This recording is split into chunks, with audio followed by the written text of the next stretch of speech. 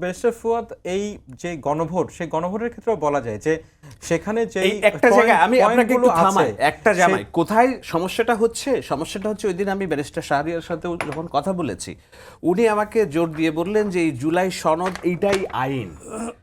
কিন্তু আপনি নিজেও জানেন যে সনদটা আইন না, সনদটা হচ্ছে জনগণের একটা মতামত যে আমরা হিউজ ম্যান্ডেট, সামাজিক সংবিধানের উপরে ম্যান্ডেট। আপনি যতক্ষণ না Referendum-এর পর্যন্ত mandate। আপনি যতক্ষণ না পর্যন্ত সংসদে সংখ্যাগরিষ্ঠতা মানুষের ভোটাভুটিতে এটি পাস না করছেন ততক্ষণ পর্যন্ত ইটস নট এ ম্যান্ডেট। তাহলে তো ৭২-এর সংবিধান মানে ফেলে দিতে হবে। তো কোন সংসদে ৭২-এর সংবিধান পাশ হয়েছে?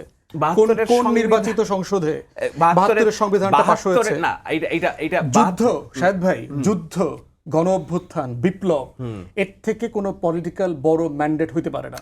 ঠিক আছে। এই জন্য আপনি একটা মানে সংবিধান যুদ্ধের জন্ম দেয় না, সংবিধান গণ অভ্যুত্থানের জন্ম দেয় না, সংবিধান বিপ্লব করে না, বিপ্লবীরা সংবিধান তৈরি করে। তো আমাদের ৯০-এর গণঅভ্যুত্থানের পর কি আমরা সংবিধান বাতিল করে ফেলেছিলাম নাকি? ওটা তো একমত হয় না, হয়নি।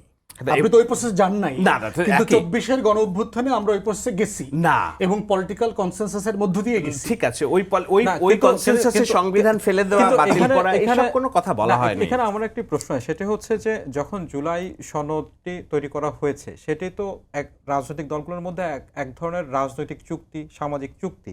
সেটি বাস্তবায়ন করার জন্য তো আপনার নির্বাচন হতে হবে, তার মানুষের জনপ্রতিনিধি সরকার গঠন করতে হবে এবং তারাই বাস্তবায়ন করবে। বাস্তবায়নের হওয়ার আগ পর্যন্ত এই সামাজিক চুক্তিকে আমরা আইন কিভাবে বলি?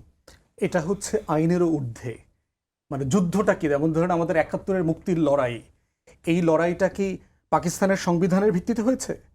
মুক্তির লড়াই কি কোনোদিন সংবিধান মেনে হয়? এরশাদের সময় তো একটা সংবিধান ছিল না?